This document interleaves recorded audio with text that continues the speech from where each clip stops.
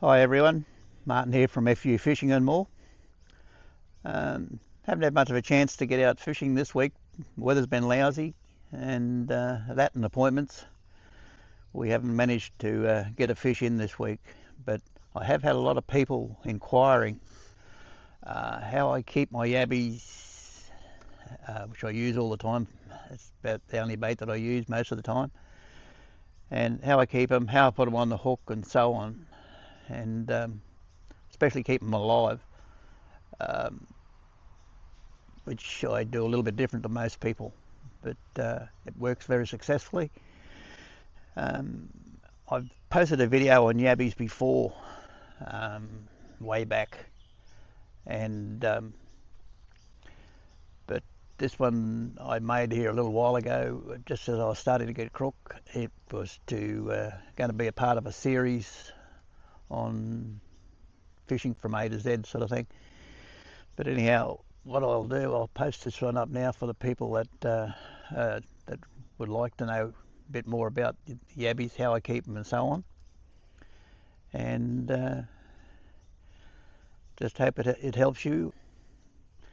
Anyhow, I'll get out later this week, and if I do, I'll take yous all along.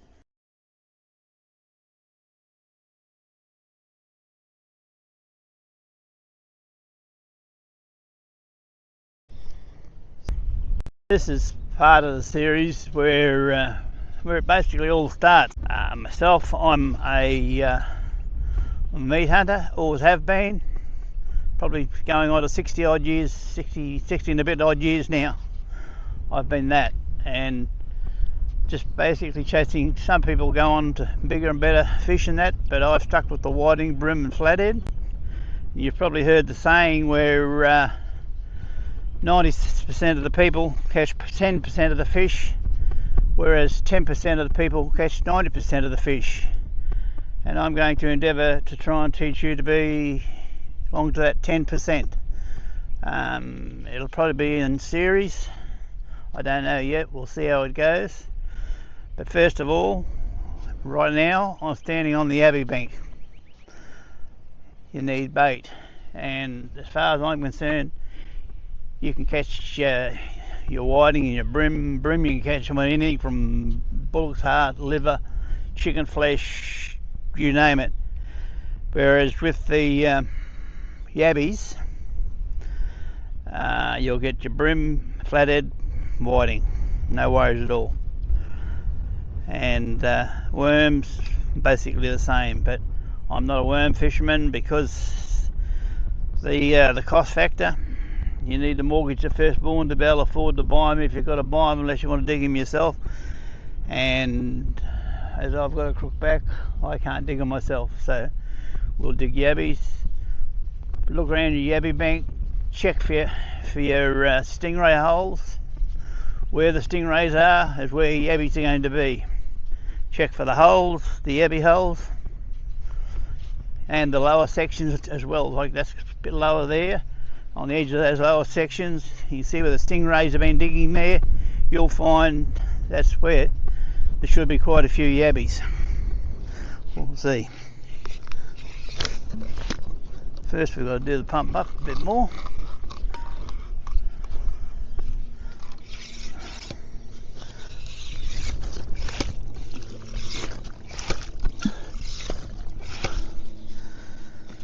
Just a little hint with the yabby pump. You'll find 9 times out of 10 now, the Wilson, especially the Wilsons, I don't know about the others, but the Wilson pumps won't work straight out of the shop. The rubbers they use on them now are rubbish, they're shit, they're no good. But there is a way of fixing them. You buy one of their single ones, and then you buy a pack of their multi ones, and you put one multi one above the single one and one below it, and you'll find that it's a difference like cheese and chalk.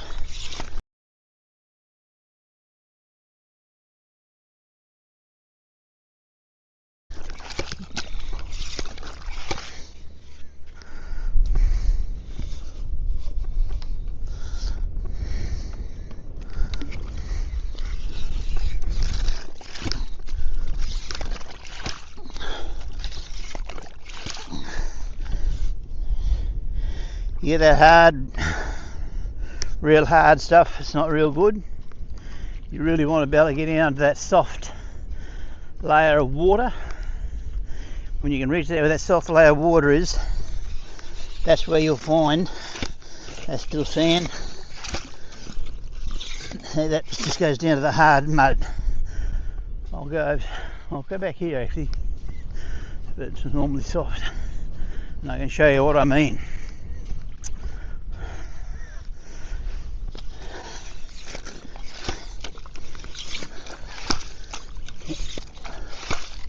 The minute you can get down to the water, there's your yabbies, 4 of them.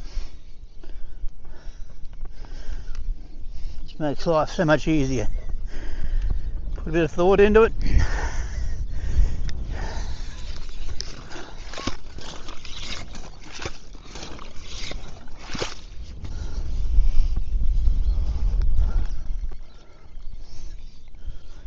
Eight, 9 yabbies in that hole.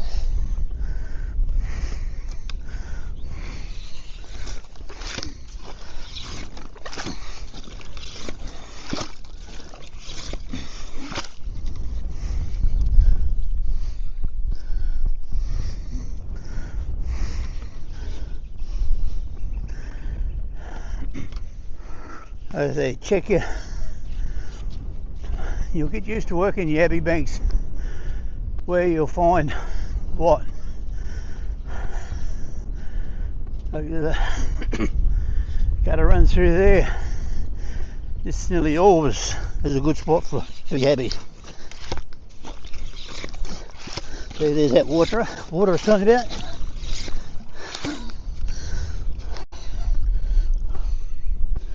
You get that water, you'll get your yabbies every time.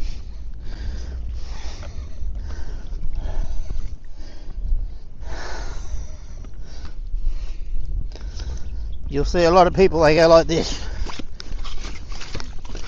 Only going 6 inches, that's it. Nothing there. Alright, we'll go down. Go down. Full depth. Have a chance. There's one. You just got to go down to that full depth of your pump to get to where that water is.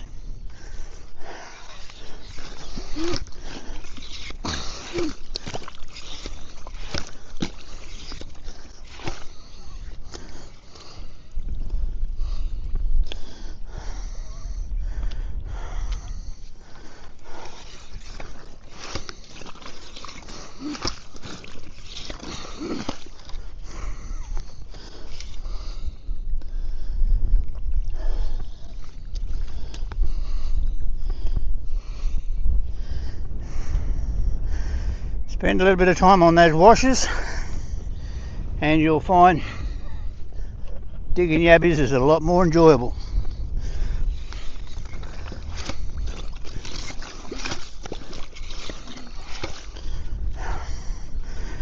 I bought a new pump and I was ready to take the thing back.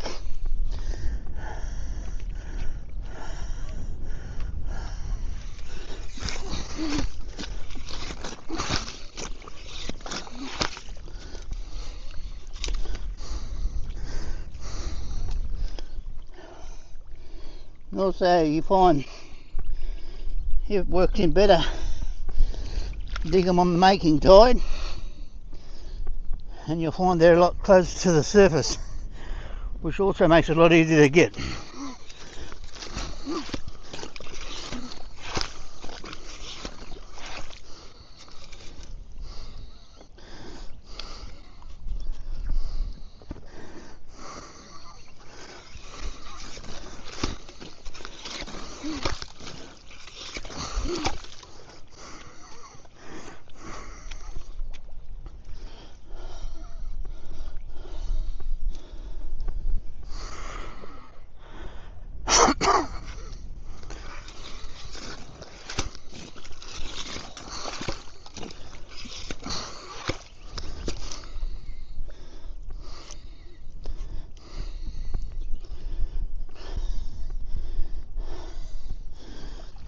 Because I'm puffing, it's not hard work, it's just me at the moment. I've got to get something fixed.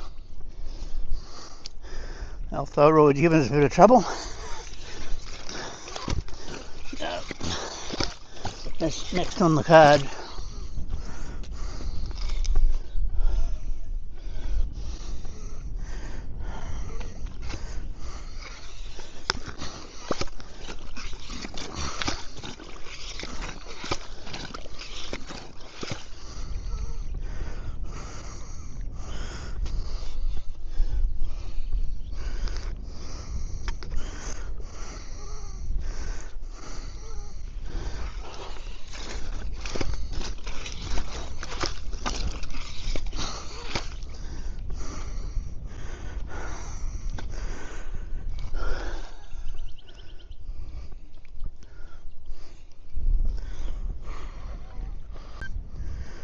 Evening of yabbies. You take them home, put them in an esky, put a 2 litre juice bottle of frozen water in with them, and just leave them dry, completely dry. I've experimented and I've got up to 5 days by changing the ice once a day.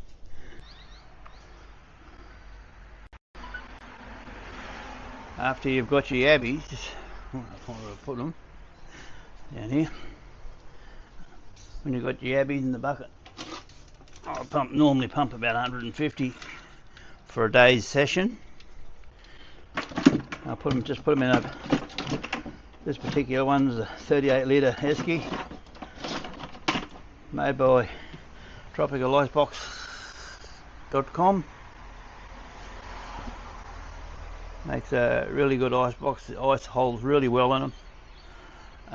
That will hold all night and most of the next day. Just a 2 litre bottle of ice. But I changed, if you put them just in there completely dry, no water at all in them, just in the bucket like that, put the ice in there like that, and that's all there is to it. Now I've got 5 days out of doing that just by changing the water once every day. Just change it in the morning, and the secret is don't touch them. If there's any dead ones on top or anything like that, take them out, get rid of them. Other than that, just leave them alone, leave them in the dark, and you will get, like I said, you can get up to 5. Well, I've got 5 days out of them without trying real hard, and that doesn't take much looking after them to do that. That's actually 35 litre esky, not 38. Anyhow, but that's the way to keep them. A lot of people keep them in water, and in water you've got to change the water all the time. You've got to keep the water cool, or they run out of oxygen and they overheat. And a lot less trouble doing it this way, and a lot more successful. And even more so successful if you put them in those Chinese containers, in about 30 to 40 to the container, and stack them in your thing, and then put the ice in, and that way you're only using the fresh ones out of the container that you're using all the time. The ones on the bottom at the end of the day will be as good as the ones on the top as they were first thing in the morning. What I do with them once they're in the esky, I just sit them in my boat, put the cover over the boat. They're in the dark, and boat's in the shade. It's under the carport. Like I said, I've done that for 5 days and they've still been usable, perfectly usable, good yabbies.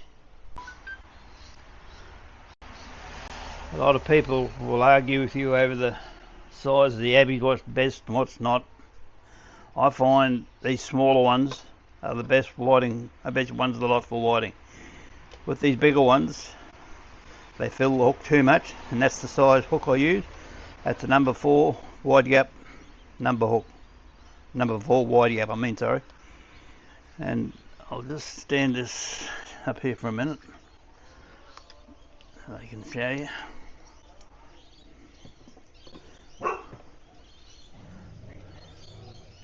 You'll find a lot of people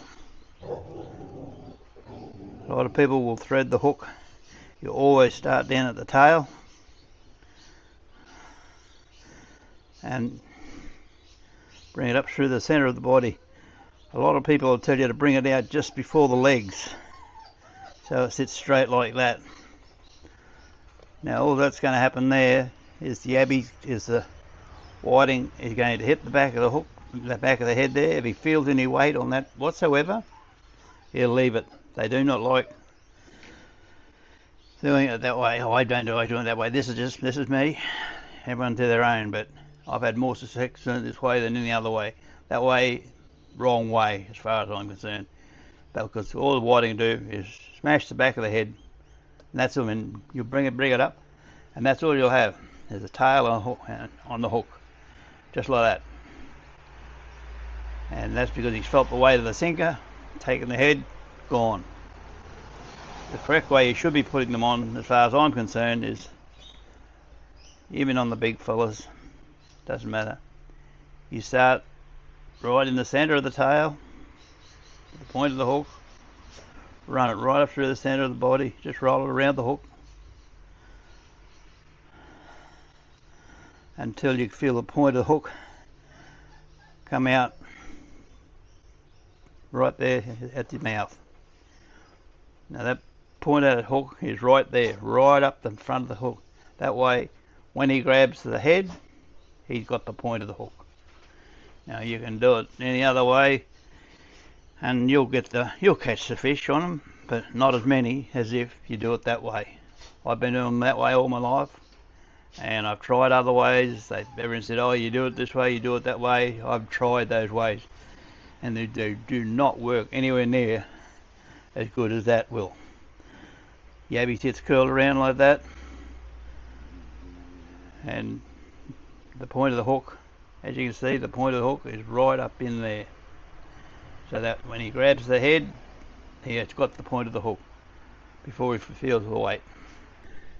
And especially if you've got a bit of travel to get yabbies, or if something comes up and you go the next day, something you can't get out,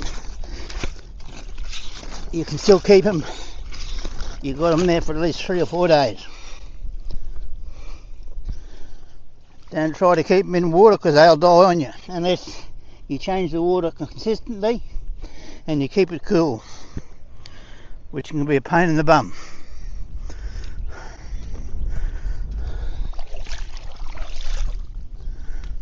Yeah, I'll go back and grab a rod, and we'll just go for a walk up there. I don't know if we'll get anything today or not, but we'll just go and see if there's anything there. If not, we'll do it another day. But today was mainly to show you about yabbies. Nearly all these yabby banks in the passage here have yabbies. Like I say, look around for your holes like those there. Find yabby banks with those on them, you'll find your yabbies. And as far as yabby pumps go, Wilson or Alby seem to be the two common ones. I've got both, but and it'll probably be the best. I think Wilson's are $80. Be the best $80 investment you'll make for the amount of money that'll save you in bait over the years, tenfold. So it's well worth it.